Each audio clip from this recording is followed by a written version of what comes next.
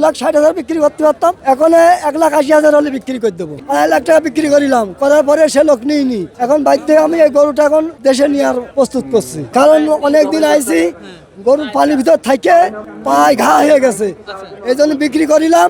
2.5 লাখ টাকা বিক্রি করিলাম, করার পরে সে লোক নিইনি। এখন বাড়িতে আমি এই গরুটা এখন দেশে নেওয়ার প্রস্তুত করছি। বাড়িতে করলে তা 2,60,000 বিক্রি করতে পারতাম, এখন 1,80,000 হলে বিক্রি করে দেবো। এত কম দামে বিক্রি করলে এখন আমি কি করবো? এখন আমার বাড়ি অনেক দূরে, কি করবো? এখন বাড়িতে আমার এই জিনিস করতে হবে। গরু আর উঠবে না নাকি? গরু উঠছে, কিন্তু জায়গাতে আমাদের জাতি পাচ্ছে না হাইটে। তাই না? জি, সমস্যা তো আছে, এখন কি উপায় তো নেই। বড় গরু, এটা কি আপনার নিজের পোশাক? নিজের পোষা গরু। কোথা থেকে আসছেন আপনি? এটা ঝিনাইদহ থেকে আইছি। ঝিনাইদহ কোথা থেকে আসছেন? ঝিনাইদহ সদর থেকে। সদর থেকে জি, এসেছেন? এখন লস, এখন আল্লাহ কপালে লেগেছে তাই হচ্ছে, এখন তার উপায় নেই।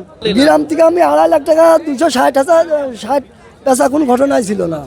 হাঁটা হয়েছে, ব্যথা, সব মানে উঠে দাঁড়াচ্ছে, সব করছে, কিন্তু হাঁটতে পারছে না। আচ্ছা আচ্ছা, এটা আপনার নিজের পোশাক গরু নাকি? নিজের পোষা কত গরু। বছর পুষেছেন? 3 বছর, 3 লাখ টাকা বেচার টার্গেট ছিল।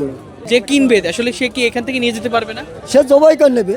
জবাই করতে যে হবে? যে জবাই ছাড়া হবে না নাকি? হাঁটতে পারছে, অল্প একটু পাচ্ছে, কিন্তু রাস্তার গাড়িতে আমাদের জাতি পাচ্ছে না। কুরবানি তখন আসে নাই, যে কুরবানি কিনবে তো আসে না। মাংস হিসেবে কিনবে। মাংস হিসেবে কিনবে। সমস্যা এতদিন বোঝা যায়নি, মানে গরু বিক্রি করে ফেলালাম, লেখা বোঝাই ঘরে, এখানে এসে শুয়ে বসে আছে, টাকাটুকু নিয়ে কমপ্লিট, সেই টাকা এখন তার রিটার্ন দিতে হয়েছে। কিনে ফেললে কি হবে? এখন তো জায়গাতে আমাদের জাতি পাচ্ছে না, টাকা পয়সা দিতে পারছি না, এই জন্য সে নিল না। গাড়িতে তুলতে পারলে তো পারতামই, হয়েই যেত। 2 নম্বর ইস্যু থেকে এটা আমাদের হেঁটে আইছি, হেঁটে এসে এখানে শুয়ে আছে, আর উঠছে না। এমনি কোনো কিছু কোনো শরীরে কোনো রোগ তো কোনো কিছু না, কিন্তু ওই পায়ে একটু ব্যথা, এই জন্য হাঁটতে পারছে না, খালি হাঁটে দাঁড়িয়ে পড়ছে, বসিয়ে পড়ছে। বুঝতে পারছি। খুবই সুন্দর একটি সাইজের গরু, এবং সেই গরুটি আসলে বসে পড়ার কারণে মানুষটির আসলে এখন এক প্রকার মাথায় হাত, কি করবে তিনি জানে না।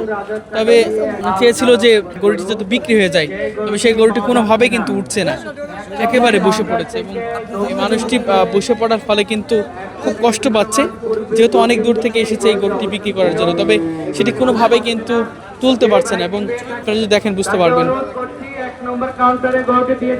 গরু এমনিতে সব ঠিক আছে, তবে বসে পড়ায় কিন্তু এই ক্ষতিটা হয়েছে, এমনটা কিন্তু আমরা লক্ষ্য করতে পারছি।